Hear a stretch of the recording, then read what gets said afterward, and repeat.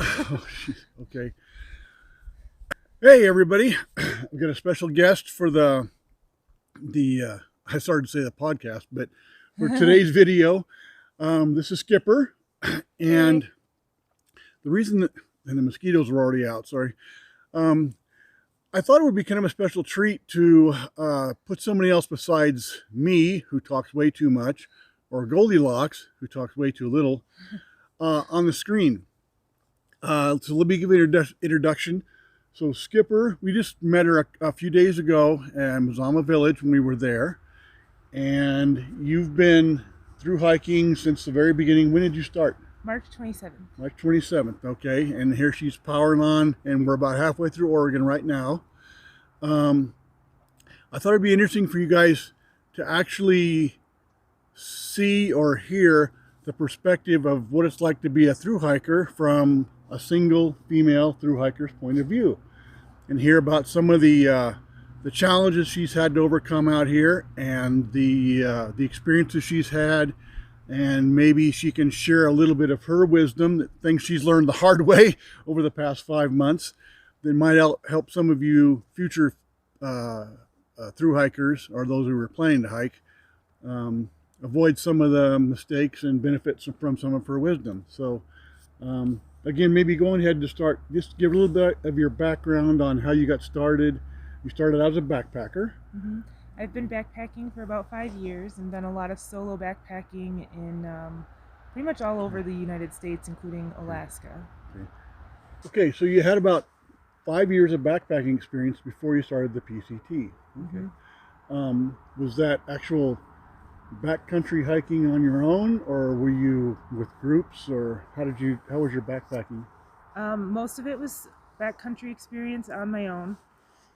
Occasionally I'd bring out unexperienced hikers and introduce them to backpacking, friends of mine. But yeah, for the most part it was backcountry all by myself. My first time I did a front country camp, but I kept my car as far away from camp as possible and didn't let myself go to the car unless I absolutely needed to, and that's how I knew I was ready to go in the backcountry. Okay. And so at what point in your backpacking experience did you start thinking about doing a long distance thru hike? Probably about 2 years into my backpacking experience, about 3 years ago, I started doing a lot more research and seeing a lot of things about the PCT, and it just kind of kept coming up and being one of those things that I wondered about, and I love backpacking, so it just seemed like the next logical step. Okay.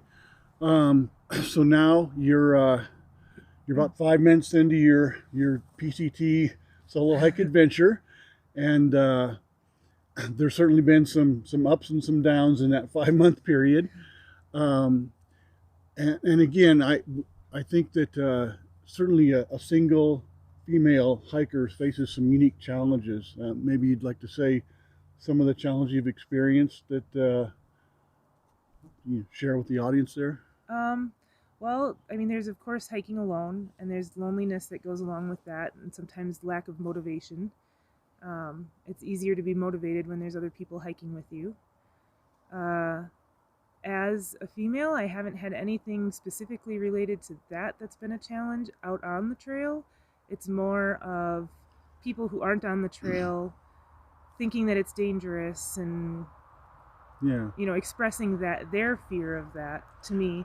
But I haven't had any problems with that in the time out here at all. Yeah, that's probably something worth emphasizing. I know that even when I, a mature, pretty big adult male, was planning on coming out here on the trail, even I had friends who expressed their concern for my safety. They had this perception that this is a dangerous undertaking. So I can certainly imagine that as a single female, you there's far more concerns about just the safety of doing something like this. But you say you've had no encounters out here. You haven't heard of any other women that have had problems with No. wild animals or wild men or No. anything like that?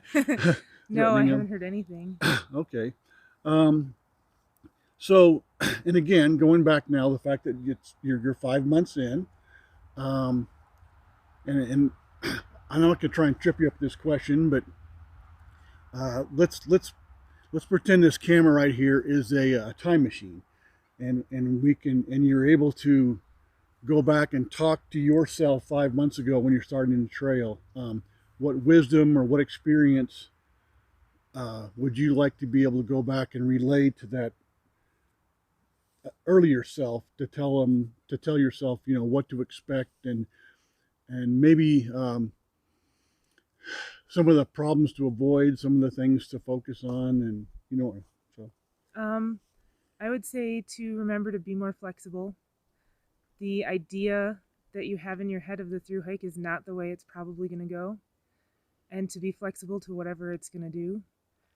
If that means flip flopping, if that means slowing down or speeding up, and then also to just remember to enjoy it and not get caught up in the miles or just the end result, but enjoy the journey too. Okay. Um, so now I didn't prep you for this question, so hopefully it's not going to trip you up, but I'd like to ask to think back again over the 5 months. Try to think of one experience that really stands out as a highlight, or a something that was a great experience, and then try and think of one thing that happened on the trail that was probably your worst day. So your best day on the trail and your worst day on the trail. Well, it's always easiest to think of the worst day for whatever reason. The worst day would probably be the day before I summited Mount Whitney. I fell in a river. I lost my trekking pole because it floated away down the river.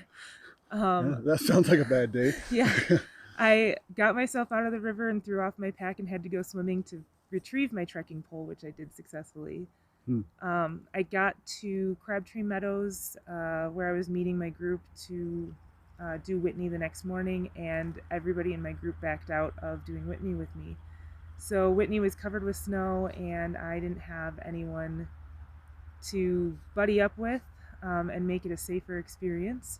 So I had to find someone last minute, other people who were going up the same day, and tag along with them at their pace, which was much faster than my pace. And then also that day my tent broke.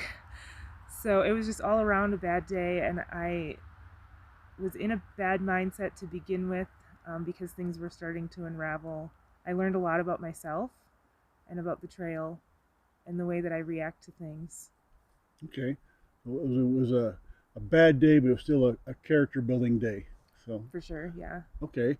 And then any day that stands out in particular that was just like, you know, where you made you realize this is why I'm out here. This is the experience that I wanted to have. So. Funny enough, it was actually a couple days later when I did Forester. Okay. So Forester, another pass. Okay. Right. So Forester Pass was covered in snow as well, and I went up and over that pass, and it was a beautiful day, and I had a great time. We glissaded down the backside of it, and it was very empowering. It made me feel like I really could do this. The hardest pass on the trail. The highest pass on the whole trail. And, yeah, and it felt great. Wow, great. Okay, is there anything else that you could think of you'd like to share with the viewing audience here? Anything to do, like some advice on how to prepare for the trail, or maybe some things that, let's say, expectations you had about the trail that were dramatically different from the reality of the trail, so that... I would say I pretty much expected to go northbound the whole way, to not flip-flop, and I really thought that I would be a person who would definitely make it to Canada. I've kind of altered those expectations a little bit. It's a lot harder than you realize. It's not multiple backpacking trips in a row. There's a big difference between backpacking and through hiking. Yeah, that's something that before the interview that you and I talked about, is that we had both heard other people say that you should think of a through hike as, rather than being one long trip, being like 25 1-week backpacking trips. But the reality is it's not like that at all. No, it's a lifestyle. It's completely changing the way that you're living. You have to think of it, I think, as this is your living arrangements. This isn't a backpacking trip. This is how you're living. Yeah. For 6 months. Exactly right. It's a state of mind. It's and I would concur what she said. It's been far more physically demanding and emotionally demanding than I would have anticipated. And we both have different challenges. I think everyone watching right now is well aware of the physical challenges that I've had to deal with on this trail.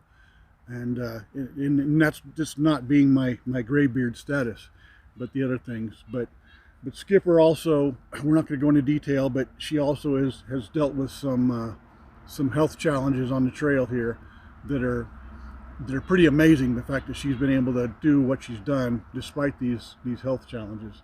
But nevertheless, you've persevered and driven on. So she's a very tough cookie, and I have a lot of respect for her, and it's one of the reasons I wanted to put her on camera, because I think she's a good representative of the what it takes to be a successful thru-hiker. So anything you want to say in closing here, like, hi mom or something like that?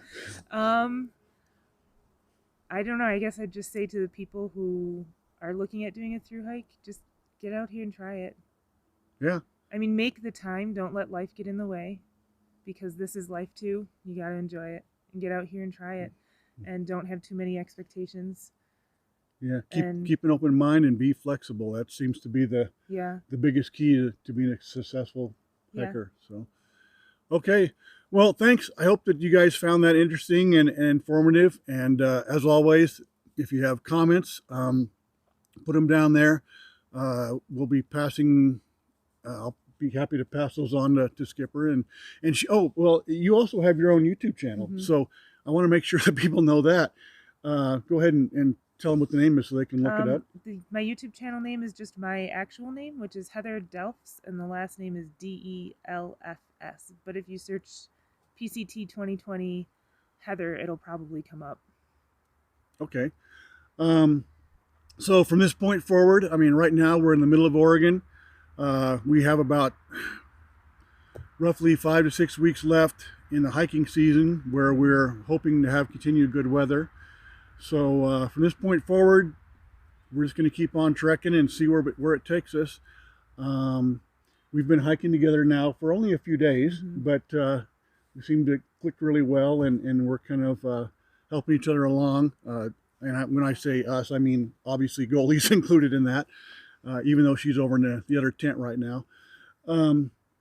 So you may or may not see more of Skipper in future episodes of my videos, but we'll definitely stay in touch with her, and we'll let you know how she's progressing. So with that, thanks everybody, and we'll see you on the next video.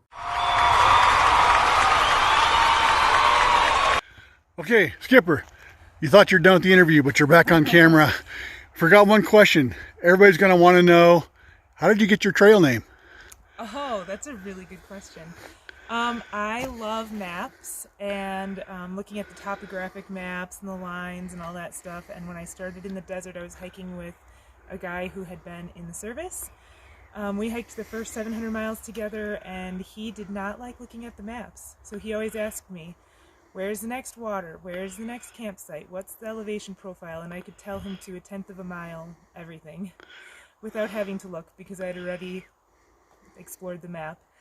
So we got in the habit where every morning he'd wake up and he'd get out of his tent and go, "Hey Skipper, what's the plan for today?" Okay. So the name just so Skipper, yeah, Skipper, as in the nickname for somebody like who's in charge, like in charge of a boat or something like that. Yeah. So okay, so you were the commander of the hiking team or whatever, and in charge of determining that day's hiking schedule. So cool.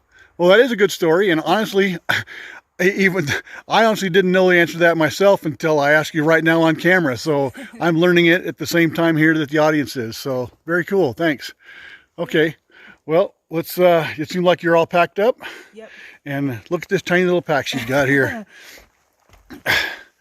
Yeah, she's got it dialed in. That's about as compact as anybody's backpack can be. Nothing extra and everything, just all the basics. So Of course, you know, petite girl like you can't be hauling a lot of extra luxuries along. Yeah. Not like me. So, okay.